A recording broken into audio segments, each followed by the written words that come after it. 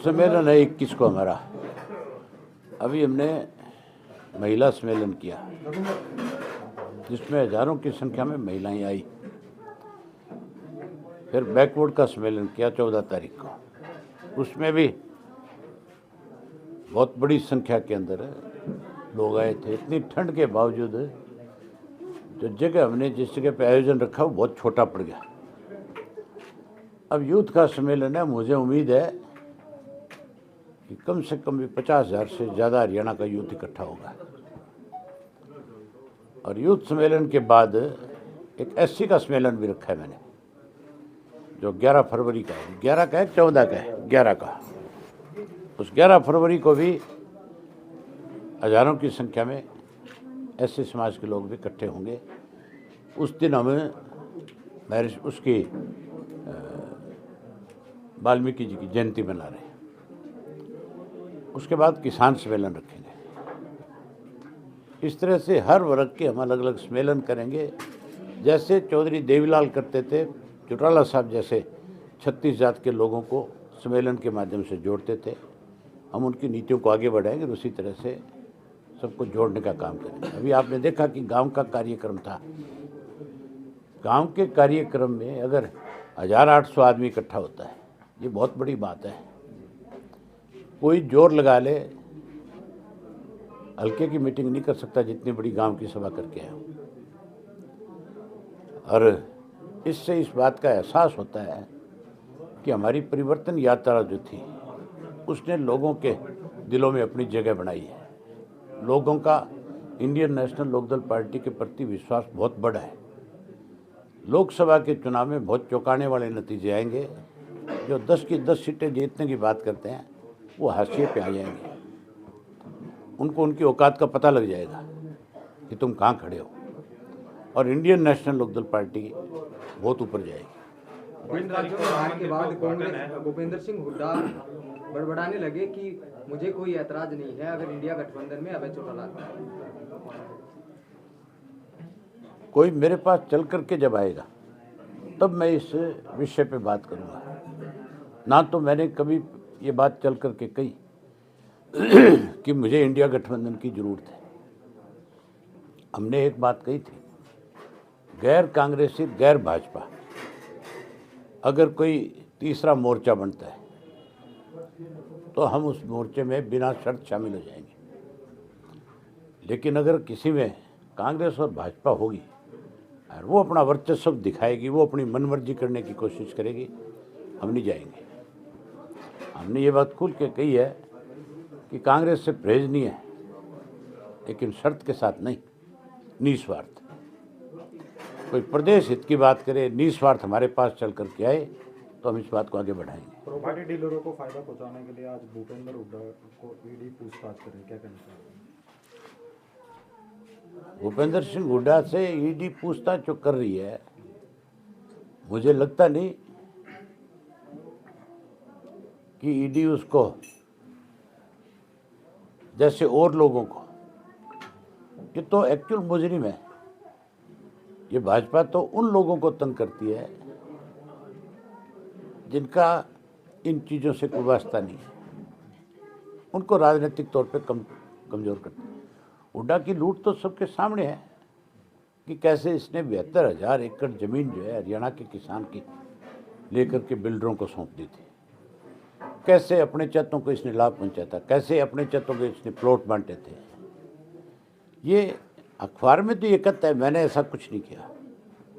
अगर नहीं किया तो इसको को सार्वजनिक जगह पे आए और हमारी बातों का जवाब दे दें। कैथल रैली की बात है, उसके बाद सिरसा, उचाना, इनके पश्चात जो है लोग जो है आपकी तरफ इनेलो पार्टी की तरफ रुझान ज़्यादा दिखाने के लिए लगे हैं। आज भी आपने बहुत सारे कार्यकर्ताओं को इनेलो पार्टी के अंदर प्रवेश, हर रोज़ सैकड़ों की संख्या में साथी जो है पार्टी ज्वाइन करते हैं। कोई अकेले मेरे नेतृत्व में नहीं, हमारी पार्टी अध्यक्ष के नेतृत्व में करते हैं। हमारी पार्टी के राष्ट्रीय जो नेता हैं उनके नेतृत्व में ज्वाइनिंग होती है। हमारी पार्टी के यूथ विंग का जो काम देखते हैं, कर्ण के नेतृत्व में भी ज्वाइन करते हैं, अर्जुन के भी साथ बहुत बच्चे ज्वाइन करते हैं। ये रोजाना हजारों लोग जो है पार्टी के साथ नए जुड़ रहे हैं और जहाँ नए जुड़ रहे हैं वहीं पुराने जो हमारे साथी हैं जो किसी गलतफहमी का शिकार होकर के चले गए थे वो भी बहुत संख्या में हमारे साथ वापस आए हैं। दूर जाने की जरूरत नहीं, भूराबास गांव को ले लो। ये गांव एक समय में सारा हमारा होता था, पिछले चुनाव में जेजेपी के पक्ष में गया था, आज फिर सारा गांव इंडियन नेशनल लोकदल पार्टी के पक्ष में है। आज जेजेपी का कोई झंडा उठाने वाला भी इस गांव में नहीं है। क्यों भाई, है कोई क्या? नहीं है जी, नहीं है, एक भी नहीं है जी, कोई हल्के में ही नहीं है जी। इनेलो पार्टी क्या इंडिया गठबंधन का हिस्सा बनेगी? मैंने अभी क्या बताया था आपसे? मेरे ख्याल आपने मेरी बात सुनी नहीं। मैंने कहा कोई हमारे पास चल कर के आए, कोई निस्वार्थ होकर के आए, प्रदेश के हित की बात करें तो जरूर उसमें आगे बढ़ेंगे। कोई अपने स्वार्थ की पूर्ति के लिए आना चाहता है तो नहीं। हरियाणा गांव में कृषि मंत्री आए थे, वो ये कह रहे हैं जो राम मंदिर का विरोध करेगा वो इस हिंदुस्तान से मिट जाएगा। तो क्या फिर तो 13 नंबर पहले लगना चाहिए। भाजपा में जाने से ही राम का पुजारी नहीं हो सकता, मंदिर का पुजारी नहीं हो सकता, राजनीति नहीं हो सकती। भाजपा के में ऐसे बहुत सारे लीडर हैं जो बेघर हैं बेचारे, जिनके घर ही नहीं है।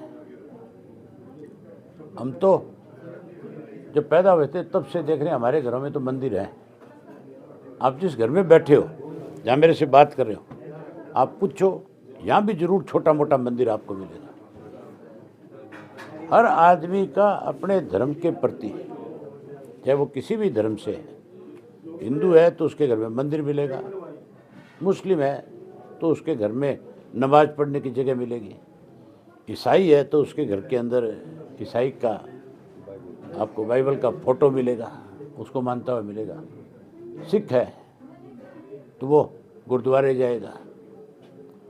जो इस तरह की बात बोलते हैं, ये मान के चलो ये समाज के साथ धोखा कर रहे हैं, क्या आप नहीं ये मानते? बेईमान लोग हैं। चौधरी साहब, क्या आप नहीं मानते इस प्रकार से राम नाम से जय श्री राम का नारा लगवाने एक तरीके से बीजेपी पार्टी जो है धर्म के साथ लोगों की वोट बैंक जो हो वो अपनी तरफ खींचने का काम कर रही है? कोई वोट नहीं देगा, ये सब फजूल की बातें हैं। दीपेंद्र सिंह हुड्डा भी सरयू नदी में स्नान करते मिले, मैं क्या गोता करूँ, लगा रहे थे। उसको क्या एक बारी और जा।